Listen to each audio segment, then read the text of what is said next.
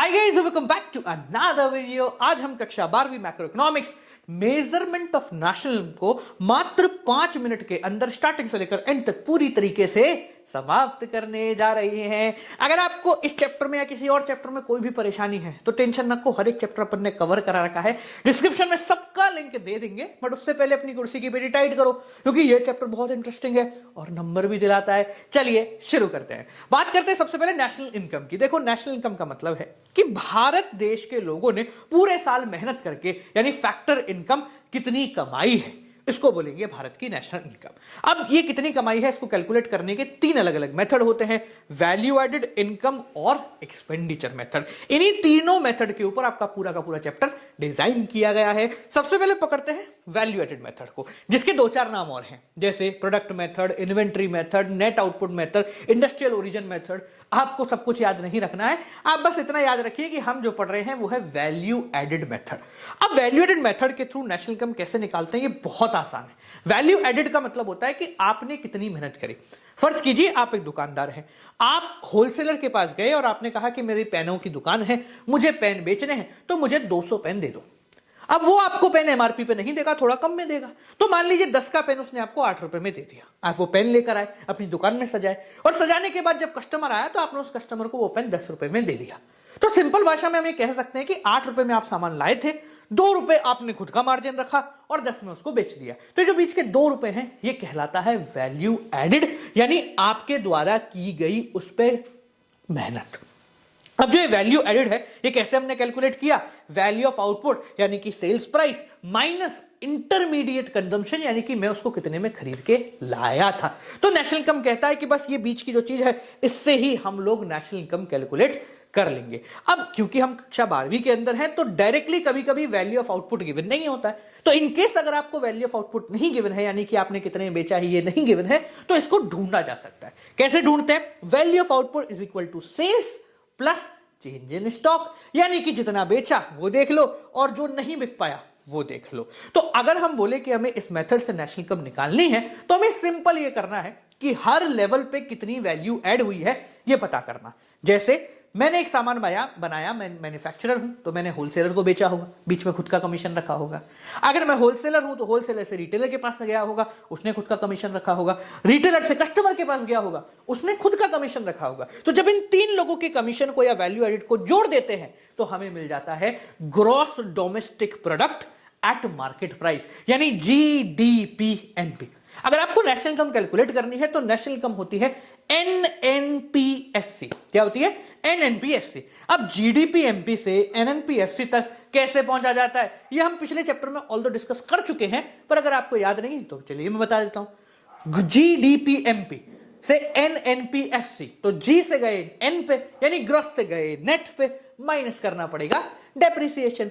Second आता है D यानी डोमेस्टिक से हमें जाना है नेशनल पे, तो हमें ऐड करना पड़ेगा net factor income from abroad. और तीसरा है MP से FC यानी मार्केट प्राइस से फैक्टर कॉस्ट, जिसके लिए हमें NIT को सिंपल भाषा में कर देना है माइनस। बस आ गया आपका नेशनल इनकम। तो पहले मेथड के बाद दूसरा मेथड है इनकम मेथड, जो कहता है कि भैया ऐसे नहीं होगा सारा का सारा काम। अच्छा, यहां पर एक पॉइंट और आता है जो कहता है प्रॉब्लम ऑफ डबल काउंटिंग। अब प्रॉब्लम ऑफ डबल काउंटिंग बहुत सिंपल है, ऐसा डरने की जरूरत नहीं है। प्रॉब्लम ऑफ डबल काउंटिंग कहती है कि भैया तुम है ना एक ही चीज को बार बार कैलकुलेट मत करो। तो इससे बचने का सिंपल तरीका है कि भैया सबके कमीशनों को जोड़ के नेशनल इनकम निकाल दो, किसी की भी एमआरपी मत लीजिए, या फिर अगर एमआरपी ले रहे हैं तो सिर्फ एमआरपी लीजिए, किसी के भी कमीशन को मत काउंट कीजिए। ठीक है। सेकंड मेथड है इनकम मेथड, जो कहता है कि लोगों की कमाई से भी नेशनल इनकम निकाली जा सकती है। इसको डिस्ट्रीब्यूटिव शेयर मेथड या फैक्टर पेमेंट मेथड भी कहते हैं। अब इसके थ्रू जब हम नेशनल इनकम निकालते हैं तो लोग कैसे कमाएंगे भाई? 4-5-6 तरीके ही हैं कमाने के। सबसे पहला, आप किसी के यहां काम कर रहे हो तो आपको मिलेगा कंपनसेशन, जो कि पहला एलिमेंट है कंपनसेशन ऑफ एम्प्लॉइज।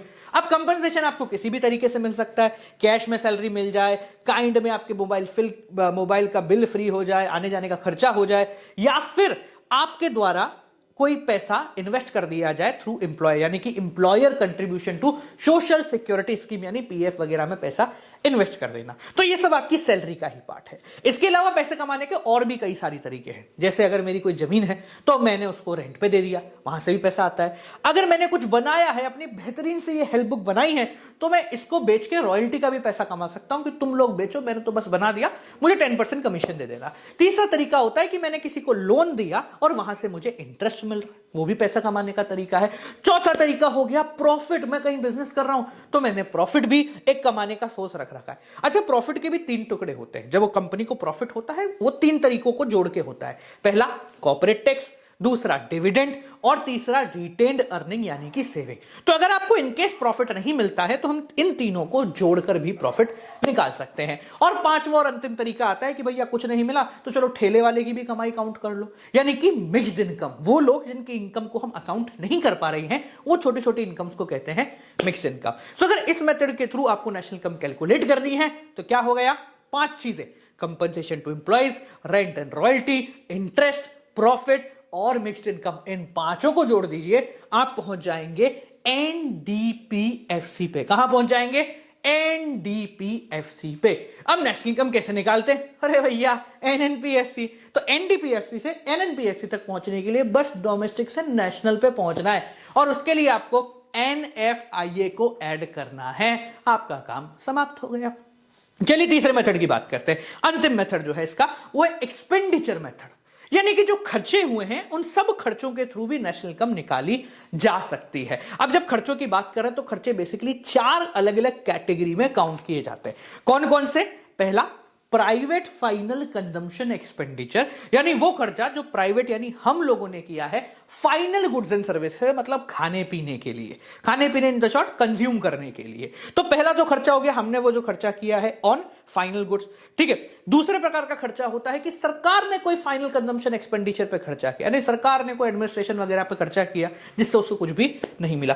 तीसरे प्रकार का खर्चा होता है एसेट बनाने के लिए, जिसको हम बोलते हैं gross domestic capital formation. Gross मतलब डेप्रिसिएशन अभी नहीं हटा है इसमें से, डोमेस्टिक मतलब भारत देश के अंदर, कैपिटल फॉर्मेशन मतलब एसेट बनाने के लिए। तो अब एसेट 2 प्रकार के हो सकते हैं ना यार, फिक्स्ड और करंट। तो ग्रॉस डोमेस्टिक कैपिटल फॉर्मेशन के अंदर 2 टाइप्स हैं, एक है ग्रॉस फिक्स कैपिटल फॉर्मेशन मतलब लॉन्ग टर्म एसेट पे, और दूसरा है करंट एसेट यानी कि नेट इन्वेस्टमेंट, जिसको हम बोलते हैं closing stock minus opening stock. तो इन 3 के अलावा एक और जगह खर्चा किया जाता है जो कि है एक्सपोर्ट करने के लिए, जिसको बोलते हैं नेट एक्सपोर्ट, यानी कि एक्सपोर्ट माइनस इंपोर्ट। तो जब इन चारों चीजों को जोड़ देते हैं, private final consumption expenditure, gross domestic capital formation और गवर्नमेंट फाइनल कंजम्पशन एक्सपेंडिचर और नेट एक्सपोर्ट, तो हमें मिल जाता है अगेन जीडीपीएमपी, जहां से नेशनल इनकम पहुंचना बहुत ज्यादा दूर नहीं है, यानी कि एनएनपीएससी तक। तो कैसे पहुंचेंगे, जी से एन माइनस डेप्रिसिएशन, डोमेस्टिक से नेशनल प्लस एनएफआईए और मार्केट प्राइस से फैक्टर कॉस्ट माइनस एनआईटी किया, हमारा काम यहां पर समाप्त हो गया। ये जो तीनों मेथड हैं, इन तीनों से नेशनल इनकम की वैल्यू बिल्कुल सेम कांस्टेंट ही आनी चाहिए। इनमें से कोई भी अच्छा नहीं है, कोई भी बुरा नहीं है। तो अगर कोई सवाल आ जाए कि इन तीनों में से बेस्ट कौन है, तीनों ही बेस्ट है, बस क्रॉस चेक करने के लिए हमने एक से ज्यादा मेथड रख रखे हैं। अब जो नेशनल इनकम होती है वो 2 तरीके से काउंट होती है, आइदर एट कांस्टेंट प्राइस और at the current price. Constant price का मतलब हम नेशनल इनकम काउंट कर रहे हैं बेस ईयर के प्राइस को लेके। आपको याद हो तो क्लास 11th में हमने इंडेक्स नंबर पढ़ा था, जहां हम कह रहे हैं कि भैया महंगाई को छोड़ देते हैं, एक बेस ईयर फिक्स कर लेते हैं, वहां पर जो दाम थे उसको काउंट करते हैं। तो सिंपल भाषा में अगर अपन समझे तो national income at constant price का मतलब है आज के प्रोडक्ट को पुराने 10 साल पुराने दामों पे कैलकुलेट करना। इससे क्या होगा, हर साल जब हम सेम ही दाम लेंगे तो एक्चुअल नेशनल इनकम निकल के आती है। और दूसरा होता है national income at current price, यानी आज कितने दाम में बिक रही है वो देखना। बेसिकली करंट प्राइस जो है उससे एक्चुअल नेशनल इनकम नहीं आती। फर्ज करो कि आपने एक पेन बनाया पिछले साल जिसको 10 रुपए में बेचा, अगले साल आपने वापस से एक ही पेन बनाया पर उसका एमआरपी 15 हो गया, तो यहां पर दिखेगा कि नेशनल इनकम 10 रुपए से बढ़ के 15 हो गई, पर एक्चुअल में प्रोडक्शन जो है वो तो सेम ही रहा ना। तो इसलिए हम इस चीज को एलिमिनेट करने के लिए कांस्टेंट 10 रुपए पे ही काउंट करते हैं। तो जब नेशनल इनकम बढ़ेगी तो माना जाएगा कि हाँ जी कोई ना कोई आपने मेहनत करी है। इसको कैलकुलेट करने का भी बहुत आसान तरीका है। अगर आपको national income at constant price calculate करना है तो फॉर्मूला बहुत आसान है। National income at current price divided by current price index, मतलब महंगाई कितनी हुई है मल्टीप्लाई बाय 100, बस खत्म, आपका आ गया national income at constant price. इसी प्रकार से जीडीपी में सेम होता है, रियल जीडीपी और नॉमिनल जीडीपी। रियल जीडीपी का मतलब क्या हो गया कि कांस्टेंट ईयर के प्राइस से यानी बेस ईयर के प्राइस से जीडीपी निकालना, जो एक एक्चुअल मैग्नीट्यूड बताता है, यानी कि सही है, क्योंकि जीडीपी तभी बढ़ेगा जब प्रोडक्शन बढ़ेगा। और एक होता है नॉमिनल जीडीपी, जो कि आज के प्राइस के हिसाब से काउंट करता है। तो आज के प्राइस के हिसाब से हमें ज्यादा कुछ पता नहीं चलता, महंगाई ही सब चीजों को ढक देती है। तो इससे बचने के लिए भी हमने जीडीपी डिफ्लेटर नाम की चीज को इंट्रोड्यूस किया है। जीडीपी डिफ्लेटर बहुत सिंपल चीज है, वो आपको यही बताता है कि महंगाई कितनी गुना बढ़ गई है। तो कैसे निकालते सर जीडीपी डिफ्लेटर? सिंपल है साहब, करंट अपॉन कांस्टेंट इनटू 100। क्या बोला? करंट अपॉन कांस्टेंट इनटू 100, बस इतना कर दो, आपका आंसर यहां पर आ जाएगा कि महंगाई कितनी बड़ी है। अब जब जीडीपी की बात निकली है तो एक कॉन्सेप्ट आता है जीडीपी एंड वेलफेयर, कि क्या जीडीपी को वेलफेयर के बराबर नापा जाता है? यानी कि जीडीपी बढ़ रहा है तो माना जाएगा देश बढ़ रहा है, वेलफेयर हो रहा है, लोगों की भलाई हो रही है या नहीं? तो सिंपल इसका जवाब है जी नहीं, जीडीपी और वेलफेयर ये दोनों अलग अलग है। जीडीपी बढ़ना, वेलफेयर बढ़ना नहीं होता। क्यों नहीं होता? इसके 5 पॉइंट हैं। सबसे पहला, डिस्ट्रीब्यूशन ऑफ जीडीपी। जीडीपी बढ़ता है तीनों सेक्टरों को इकट्ठा करने के बाद। कोई एक सेक्टर कम है, दूसरा सेक्टर बहुत तेजी से बढ़ गया, तो भी हमारा जीडीपी बढ़ेगा। जबकि वेलफेयर कहता है कि भैया सबका विकास होना चाहिए। दूसरा है चेंज इन प्राइस। जीडीपी जो है वो अपना तब भी बढ़ सकता है जब हमारा प्राइस बढ़े। जैसे हमने देखा ना कि नॉमिनल जीडीपी में करंट ईयर के प्राइस को ही काउंट करते हैं। तो प्राइस बढ़ने से अगर जीडीपी बढ़ रहा है तो फिर क्या ही बढ़ रहा है, लोगों के पास तो पैसा है ही नहीं।